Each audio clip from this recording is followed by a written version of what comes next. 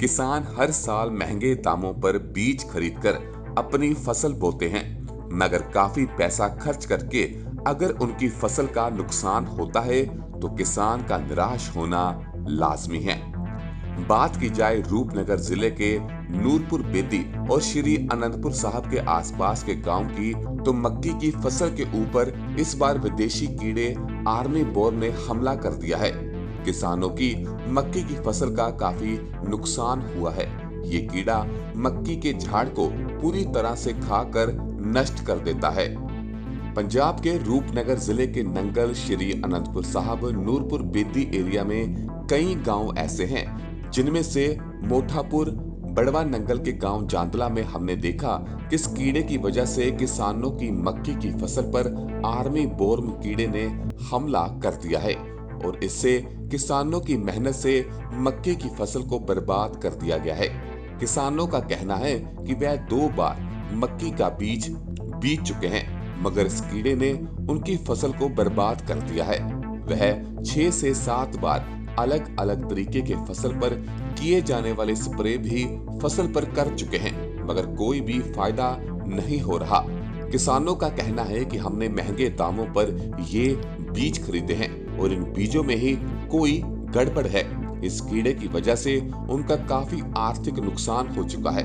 किसानों का कहना है कि वह 6 से 7 बार इस मक्के की फसल पर दवाइयों का छिड़काव भी कर चुके हैं, मगर ये कीड़ा नहीं मर रहा। इस आर्मी बोर्म कीड़े की वजह से किसानों का नुकसान हुआ है। वहीं किसानों का कहना है कि मक्के की फसल जो थोड़ी बहुत बची थी वह काटकर पशुओं को खिला रहे हैं और पशुओं पर भी इसका बुरा असर पड़ रहा है। किसानों का कहना है कि जब से हाइब्रिड बीज से फसल की खेती की जा रही है, तब से हर साल फसल को कोई ना कोई बीमारी या कीड़ा लग रहा है।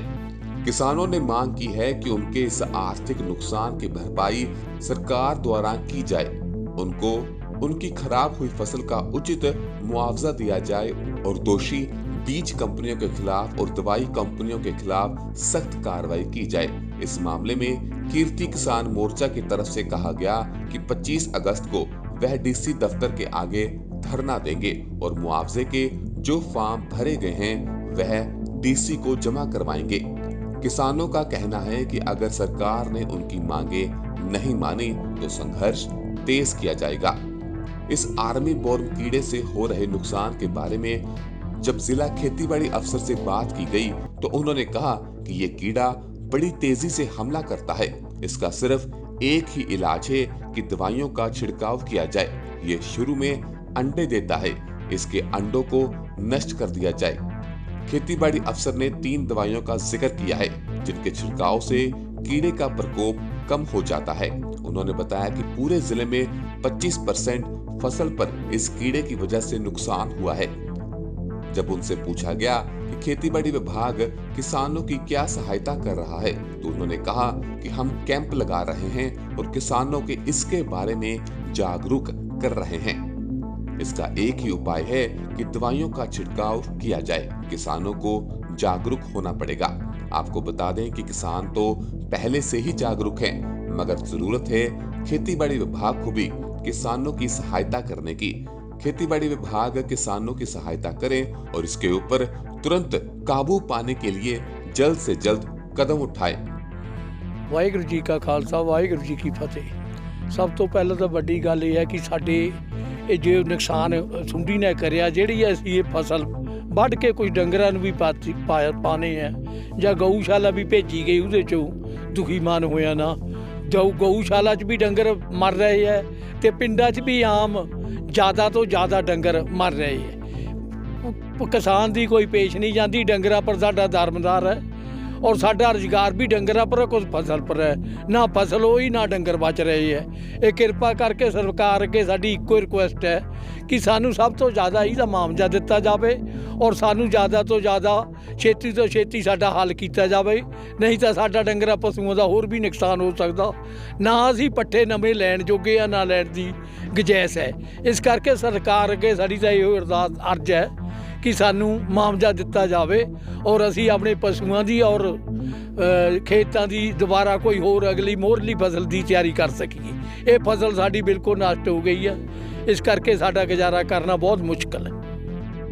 ਨਮਸਕਾਰ ਜੀ, ਮੇਰਾ ਨਾਮ ਸੰਦੀਪ ਕੁਮਾਰ ਹੈ ਜੀ। ਸੰਦੀਪ ਭਾਜੀ ਦੱਸਿਓ।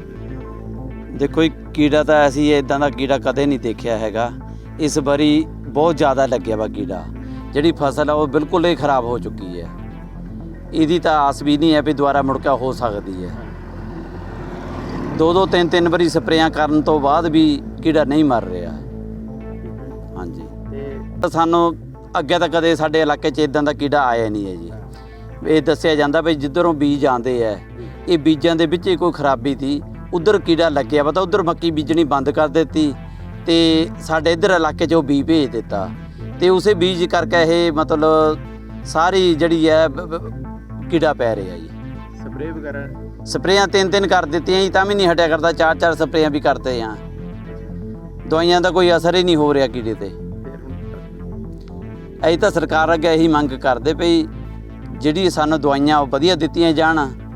ਜਾਂ ਤਾਂ ਇਹ ਦਵਾਈਆਂ ਡੁਪਲੀਕੇਟ ਹੈ ਜਾਂ ਫਿਰ ਇਹ ਕੀੜਾ ਹੀ ਮਤਲਬ ਇਦਾਂ ਦਾ ਹੋ ਚੁੱਕਿਆ ਜਿਹੜਾ ਮਤਲਬ ਅਸਰ ਨਹੀਂ ਹੋ ਰਿਹਾ ਦਵਾਈ ਦਾ, ਜਾਂ ਫਿਰ ਬੀਜਾਂ 'ਚ ਕੋਈ ਖਰਾਬੀ ਹੈ।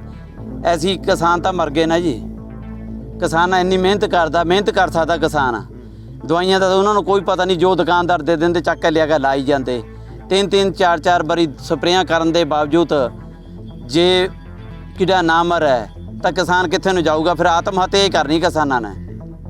ਕਿਸੇ ਪ੍ਰਸ਼ਾਸਨ ਨਾਲ ਜਾਂ ਕਿਸੇ ਹੋਰ ਅਧਿਕਾਰੀ ਨਾਲ ਗੱਲ ਕੀਤੀ? ਕਿਸੇ ਨੇ ਸਾਡੀ ਕੋਈ ਸਾਰ ਨਹੀਂ ਲਈ ਜੀ। ਤੁਸੀਂ ਗਏ ਆ ਕਿਸੇ ਪ੍ਰਸ਼ਾਸਨ ਅਧਿਕਾਰੀ? ਮੈਂ ਰਕੇਸ਼ ਕੁਮਾਰ ਸ਼ਰਮਾ ਬਤੌਰ ਖੇਤੀਬਾੜੀ ਅਫਸਰ ਜ਼ਿਲ੍ਹਾ ਰੂਪਨਗਰ ਵਿਖੇ ਆਪਣੀ ਜਿਹੜੀ ਸੇਵਾ ਨਿਭਾ ਰਿਹਾ ਹਾਂ। ਸਰ, ਆ ਜਿਹੜੀ ਬਿਮਾਰੀ ਆਈ ਹੈਗੀ ਇਹਨੂੰ ਮੱਕੀ ਨੂੰ, ਕੀ ਹੈ ਇਹ, ਉਹ ਕਿੱਥੋਂ ਆਈ ਹੈਗੀ ਹੈ ਵਿਸ਼ੂਰੀ? ਮੱਕੀ ਨੂੰ ਬਿਮਾਰੀ ਨਹੀਂ ਆਈ, ਮੱਕੀ ਨੂੰ ਇਹ ਇੱਕ ਕੀੜਾ ਆਇਆ ਹੈ ਜਿਹੜਾ ਕਿ ਫਾਲ ਆਰਮੀ ਵਾਰਮ ਨਾਂ ਹੈਗਾ। ਇਹ ਜਿਹੜਾ ਕੀੜਾ ਹੈ ਬਹੁਤ ਜਿਹੜੀ ਵੱਡੀ ਤਾਦਾਦ 'ਤੇ ਜਿਹੜਾ ਕਹਿਣਾ ਆਪਣੇ ਗਰੋਥ ਕਰਦਾ ਹੈ ਔਰ ਬੂਟੇ ਨੂੰ ਜਿਹੜਾ ਪੱਤਿਆਂ ਨੂੰ ਖਾ ਜਾਂਦਾ, ਨੁਕਸਾਨ ਕਰਦਾ ਹੈ। ਤੇ ਸਰ ਇਹ ਫਿਰ ਇਹਦੇ ਬਚਾਅ ਦੇ ਲਈ ਕੀ ਕੀਤਾ ਜਾ ਰਿਹਾ ਹੈ? ਇਹਦੇ ਬਚਾਅ ਲਈ ਸਾਡੇ ਕੋਲ ਜਿਹੜੀਆਂ ਦਵਾਈਆਂ ਜਿਹੜੀਆਂ ਸਾਡੇ ਕੋਲ ਕੈਮੀਕਲ ਕੰਟਰੋਲ ਹੀ ਹੈਗਾ ਜਿਹੜਾ ਆਪਾਂ ਕਰ ਸਕਦੇ ਹਾਂ। ਉਹ ਤੋਂ ਪਹਿਲਾਂ ਇੱਕ ਸਾਡੇ ਕੋਲ ਹੈਗਾ ਵੀ ਜਦੋਂ ਖੇਤ ਦੇ ਵਿੱਚ ਜਿਹੜੇ ਆਉਂਦੇ ਆ ਪਹਿਲੇ ਜਿਹੜੇ ਅੰਡੇ ਦਿੱਤੇ ਜਾਂਦੇ ਆ, ਆਪਣੇ ਕਿਸਾਨਾਂ ਨੂੰ ਕਹਿਣਾ ਵੀ ਆਪਣੇ ਖੇਤਾਂ ਦਾ ਲਗਾਤਾਰ ਸਰਵੇਖਣ ਕਰਨ।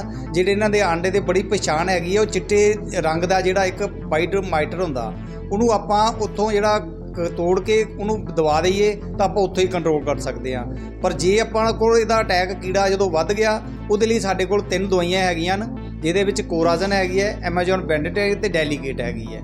ਇਹਨਾਂ ਦਵਾਈਆਂ ਨੂੰ ਜਿਹੜਾ ਪਾਉਣ ਦਾ ਤਰੀਕਾ ਹੈਗਾ ਉਹ ਤਾਂ ਇੱਕ ਤਰੀਕਾ ਹੈਗਾ ਇਹਨਾਂ ਨੂੰ ਰੇਤ ਦੇ ਵਿੱਚ ਮਿਲਾ ਕੇ ਤੇ ਉਹਦੀਆਂ ਗੋਭਾਂ 'ਚ ਪਾਇਆ ਜਾਵੇ, ਜਿਹੜਾ ਸਭ ਤੋਂ ਵਧੀਆ ਤਰੀਕਾ ਹੈਗਾ।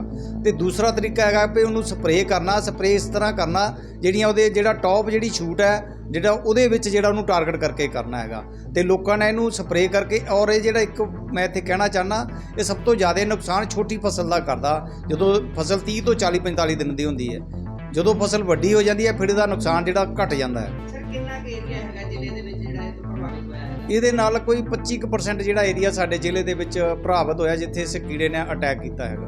ਖੇਤੀਬਾੜੀ ਵਿਭਾਗ ਜਿਹੜਾ ਹੈਗਾ ਕਿਸ ਤਰ੍ਹਾਂ ਦੇ ਦੇਖ ਰੇਖ ਕਰ ਰਿਹਾ ਜੀ, ਵੀ ਕਿਸ ਤਰੀਕੇ ਕਿਸਾਨਾਂ ਨੂੰ ਸਮਝਾ ਰਿਹਾ? ਖੇਤੀਬਾੜੀ ਵਿਭਾਗ ਨੇ ਸਪੈਸ਼ਲ ਜਿਹੜੇ ਇਹਦੇ ਬਾਰੇ ਕੈਂਪ ਵੀ ਲਗਾਇਆ, ਲੋਕਾਂ ਨੂੰ ਜਾਗਰੂਕ ਕੀਤਾ ਜਾ ਰਿਹਾ ਵੀ ਇਸ ਲਗਾਤਾਰ ਆਪਣੇ ਖੇਤਾਂ ਦਾ ਜਿਹੜਾ ਸਰਵੇਖਣ ਕਰਨਾ ਬਹੁਤ ਜ਼ਰੂਰੀ ਹੈ। ਕਿਉਂ ਸਰਵੇਖਣ ਜਦੋਂ ਆਪਾਂ ਇਹਦੇ ਜਿਹੜੇ ਅੰਡਿਆਂ ਨੂੰ ਜੇ ਨਸ਼ਟ ਕਰ ਦਈਏ ਤੇ ਫਿਰ ਸਾਨੂੰ ਸਪਰੇਅ ਵੀ ਨਹੀਂ ਕਰਨਾ ਪੈਂਦਾ। ਪਰ ਜੇ ਫਿਰ ਵੀ ਸਾਡਾ ਅਟੈਕ ਆ ਗਿਆ ਤੇ ਫਿਰ ਸਾਨੂੰ ਸਪਰੇਅ ਹੀ ਕਰਨਾ ਪੈਣਾ, ਹੋਰ ਇਹਦਾ ਕੋਈ ਤਰੀਕਾ ਨਹੀਂ ਹੈਗਾ ਫਿਰ ਇਹਨੂੰ ਕਾਬੂ ਕਰਨ ਦਾ। द टारगेट न्यूज के लिए रूपनगर से सुषमा मोदगिल की रिपोर्ट। पल पल हर पल समाचारों से अपडेट रहना है तो हमारे इस चैनल द टारगेट न्यूज को लाइक करें, सब्सक्राइब करें व बेल आइकन को जरूर दबाएं। घर बैठे सारी जानकारी पाएं।